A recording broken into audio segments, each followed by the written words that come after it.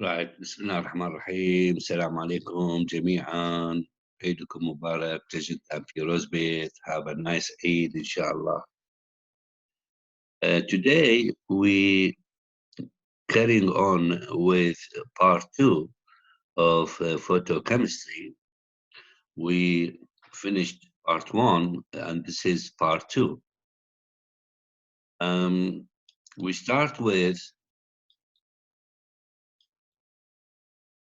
giving some idea about what we mean by photochemistry. But the word photo and chemistry is like two words combined together in one word. It's relating photons,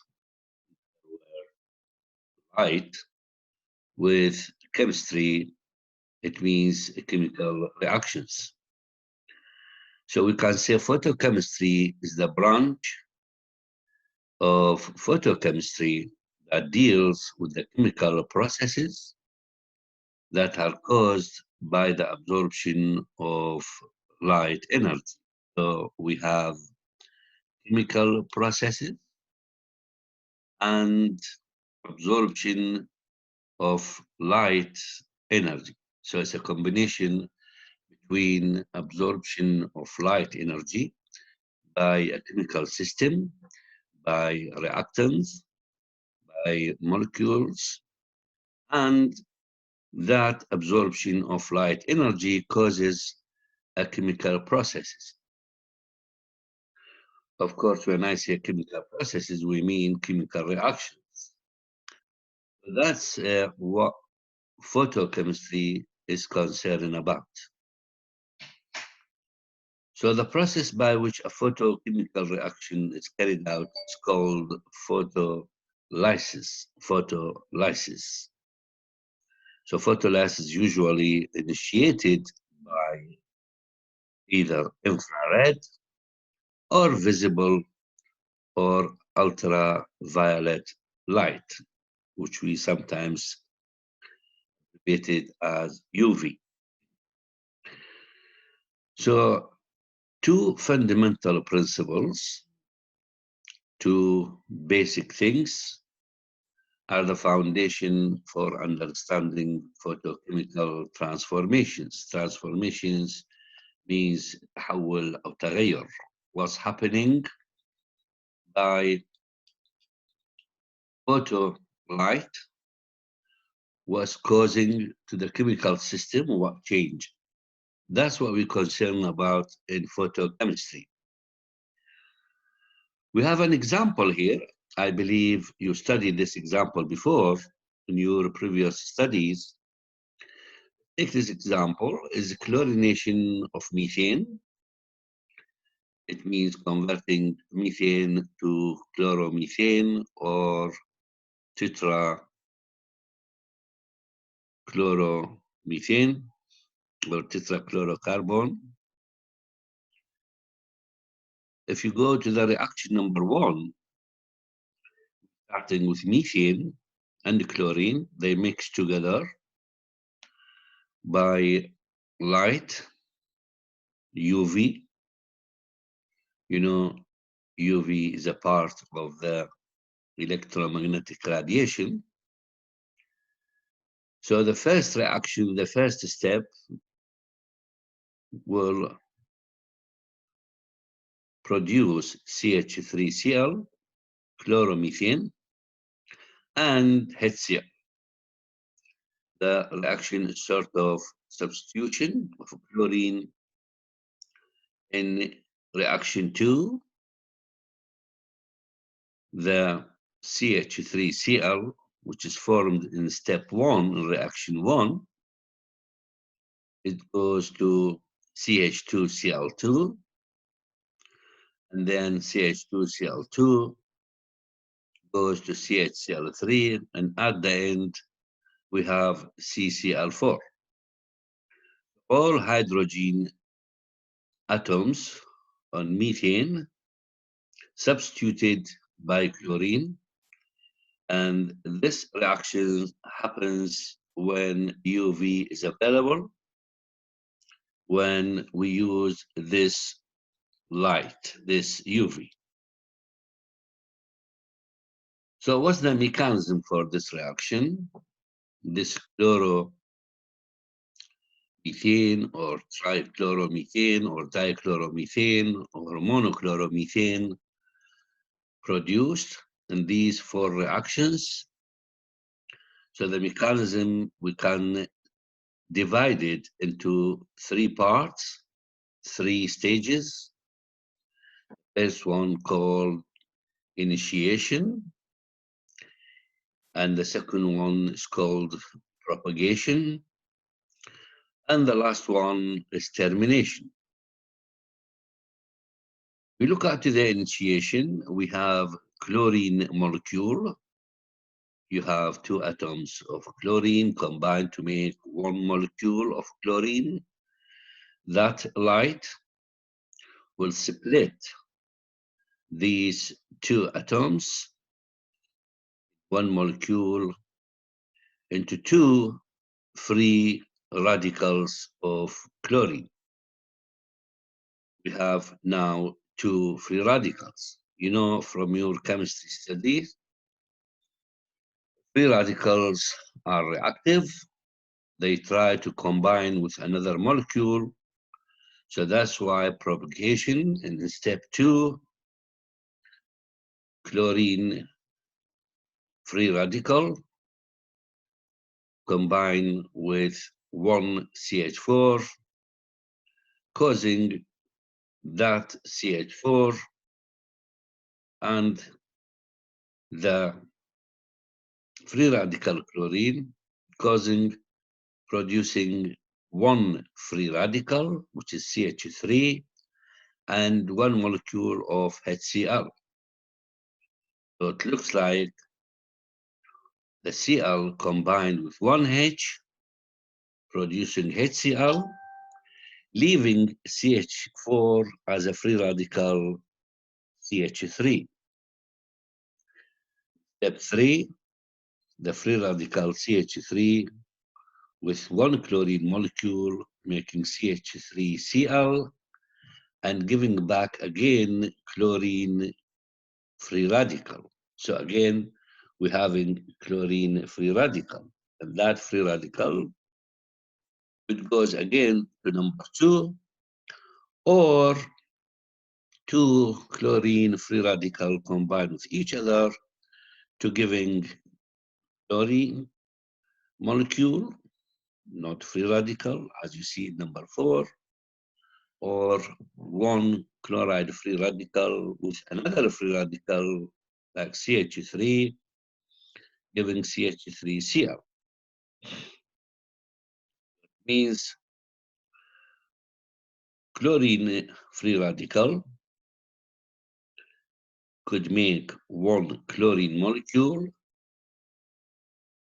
or combine with another free radical, CH3 free radical, in this case, make CH3. Or the other chance, two free radicals of CH3 combine to make CH3, which is ethane.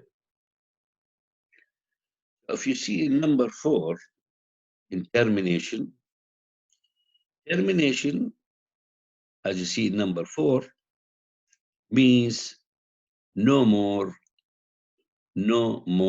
free radicals produced. All free radicals combined with each other to make neutral molecules, of course not charged, and it's not free radical. So either two chloride free radicals or one chloride with one methyl or two methyl combined with each other. That's the only probabilities we have in this case. That's mechanism. Asking you a question, can you explain the reason why in the chlorination of methane, some ethane is formed? I think the answer is in the mechanism.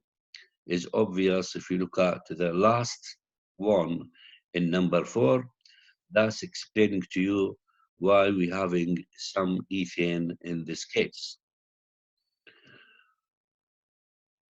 So this is just showing you that what is photochemistry and how photolysis happens. Photochemistry, we have some laws عندنا بعض القوانين, we need to know them.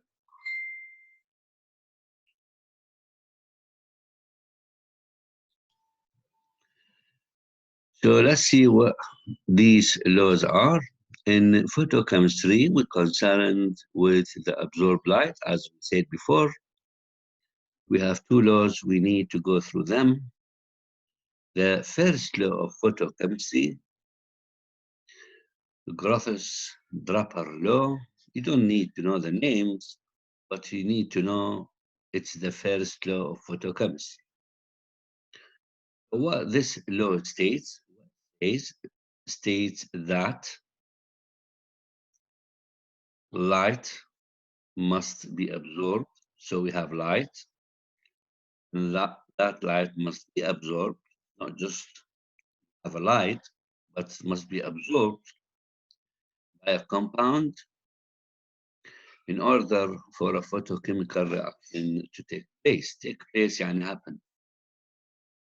So photochemical reaction doesn't happen unless the molecule absorbing the light. If it doesn't absorb the light, so there is no photochemical reaction. So first law, only radiation absorbed in a system can produce a chemical change. It's the same meaning. The same meaning. Yani this one, this, same as this.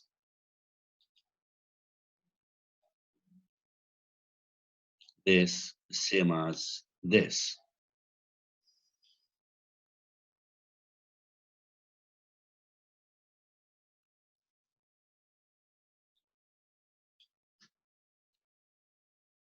Right, sorry.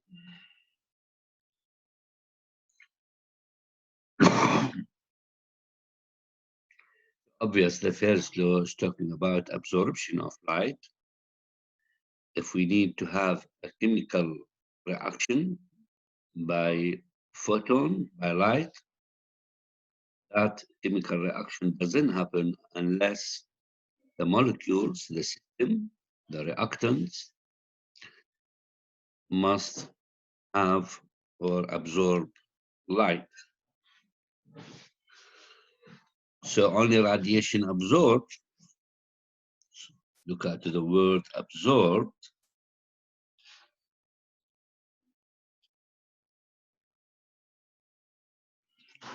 okay?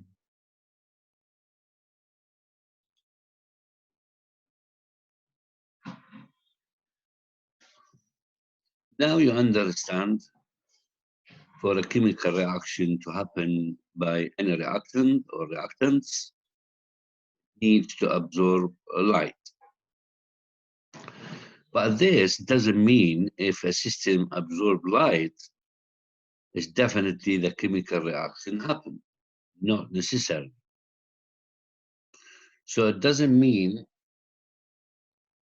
that the absorption of radiation must necessarily be followed by a chemical reaction. So when the conditions are not favorable for the molecules to react, the light energy remains unused, may be re-emitted as heat or light.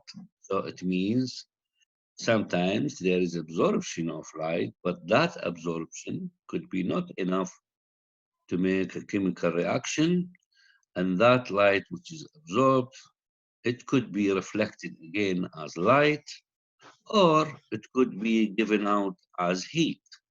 Again, remember, heat is an energy. So it's a matter of absorbing energy, giving out, giving off energy again. So this law is so simple and self-evident, يعني مثبت, but it's purely qualitative in nature. It's talking about quality, it's not talking about how much or how many. It gives no idea of the relation between the absorbed radiation and the molecule undergoing change. It's not telling us how many or how much photon and uh, uh, how far that reaction goes.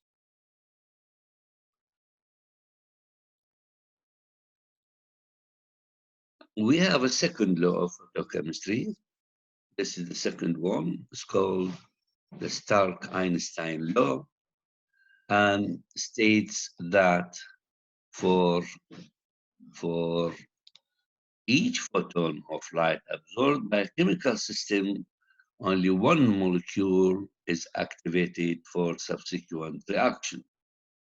So it means one photon, one molecule. And in other words, one photon doesn't initiate two molecules, for example, or one or two molecules initiated by one photon, or two photons initiating one molecule. No. So it means one molecule for each one, for each one. So for each photon of light absorbed by a chemical system, each photon, with its word, each photon, we're talking about one photon by a chemical system, only one molecule. So you have one photon, one molecule, one to one. So one photon initiate one molecule, not two molecules, not more. So this photoequivalence law was derived by Albert Einstein during his development of the quantum photon theory of light. We will go through this in quantum chemistry next year.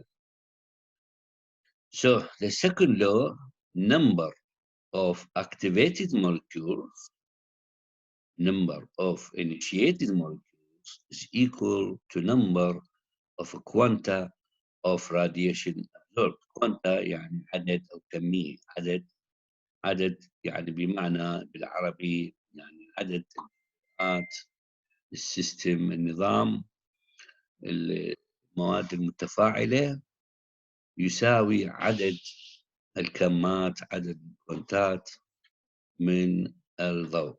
Number of photons equal number of molecules. So this is a quantitative one, talking about quantity. So the law of photochemical equivalence is illustrated this page, where a molecule on this page طبعا, where a molecule A, we have a molecule A absorbs a photon, one photon, and H nu, it means energy. H is Planck's constant, and nu is a frequency. If we multiply Planck's constant by frequency, we get energy. So A absorbed energy to giving light. Let us say A star should be A star. I think star missing here. Couple star here. Yeah. Okay, this one. A star.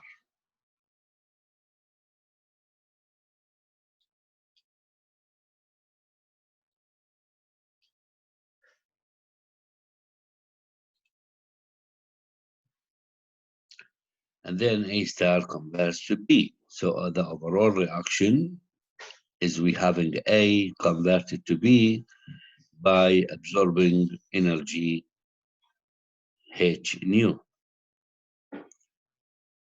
So in practice, we use molar quantities. We're talking about molar. That's 1 mole of A absorbs 1 mole of photon. So as we said, one molecule absorb one photon, or one photon initiate one molecule. So we can say that 1 mole of A absorb 1 mole of photons, or one Einstein of energy, called Einstein of energy. So this energy, if we symbolize this energy by the letter E, so the value of E can be calculated by using the expression given below. What we have in here, that's so energy equal 1.196 times 10 to the power 9 divided by lambda. We explain this. A molecule acquire energy by absorbing photon as A, E, plus energy giving A star. A star means initiated or radiated molecule.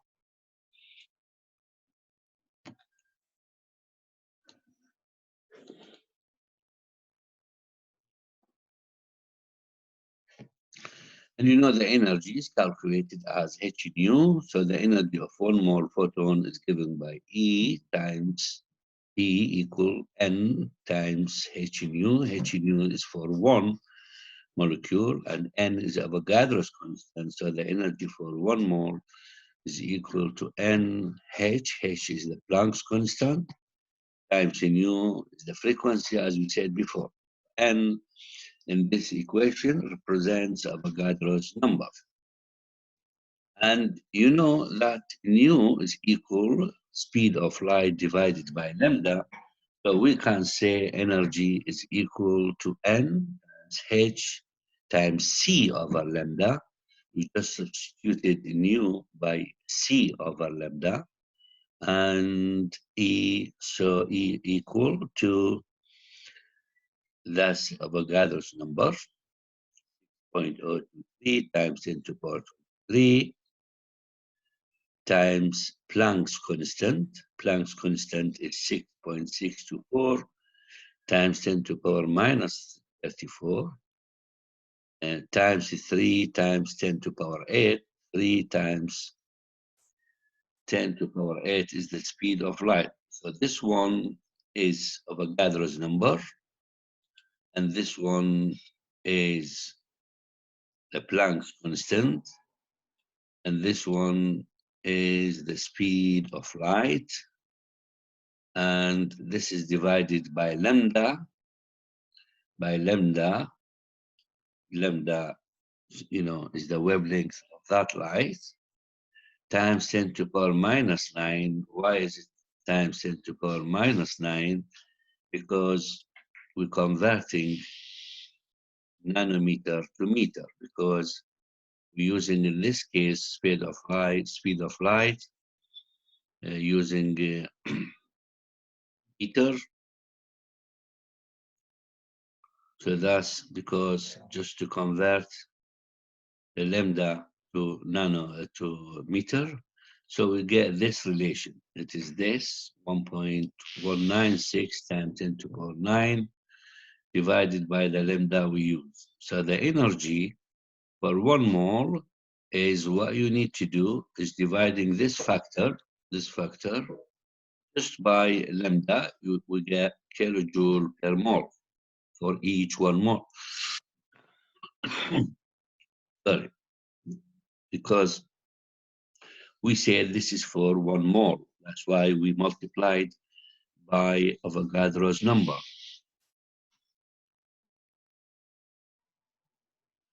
So it means a mole of photon can excite, يثير, excitation يعني, a mole of molecule. But if electromagnetic radiation are extremely intense, molecule may absorb 2 or more photons. Now, what we're saying if electromagnetic radiations are extremely intense, intense means you have high number of photons. Density doesn't mean higher energy. It means more number of molecules, higher number of photons of light. So the intensity of light means how many photons are there. That's the meaning of intensity. It doesn't mean the energy. So we can say this law is not valid for all conditions. Why are we saying that?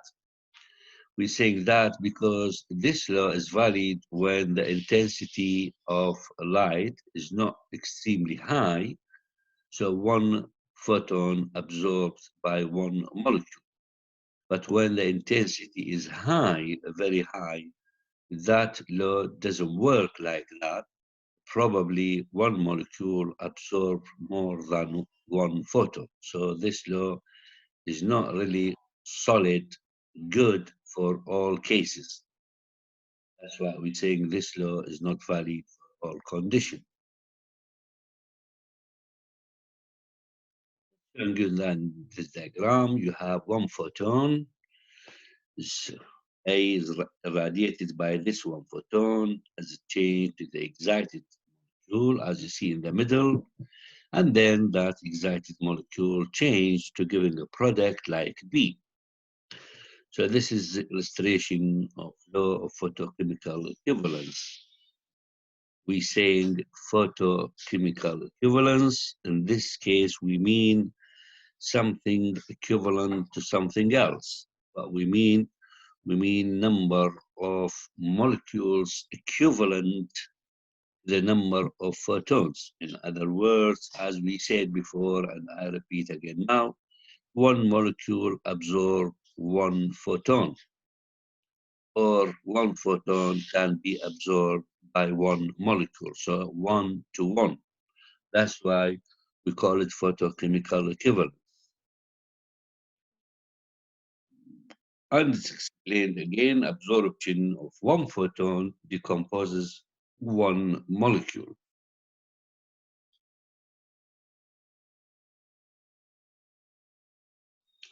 The photochemistry is concerned with the absorption, as you see, a molecule absorbing light, and that molecule excited.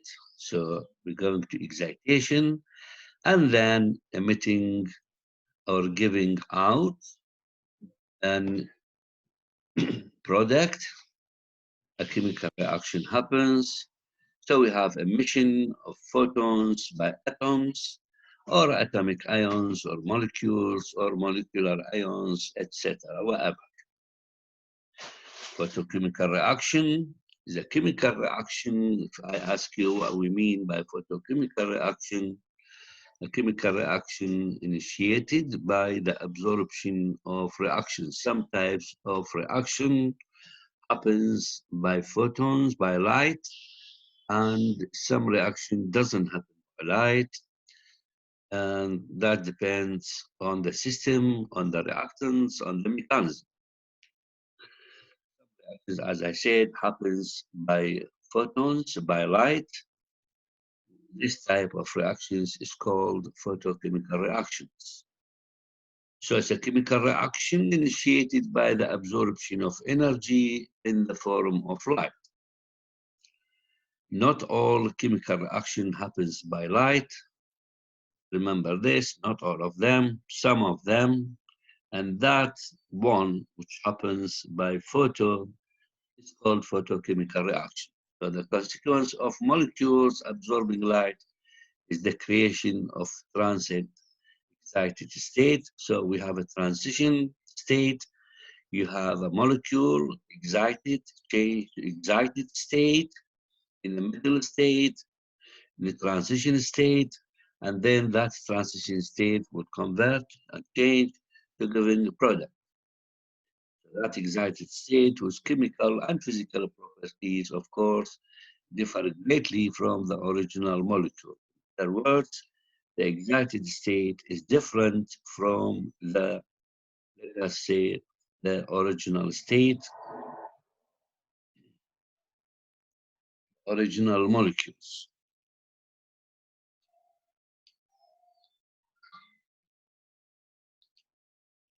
These chemical reactions in general happens in visible and ultraviolet regions.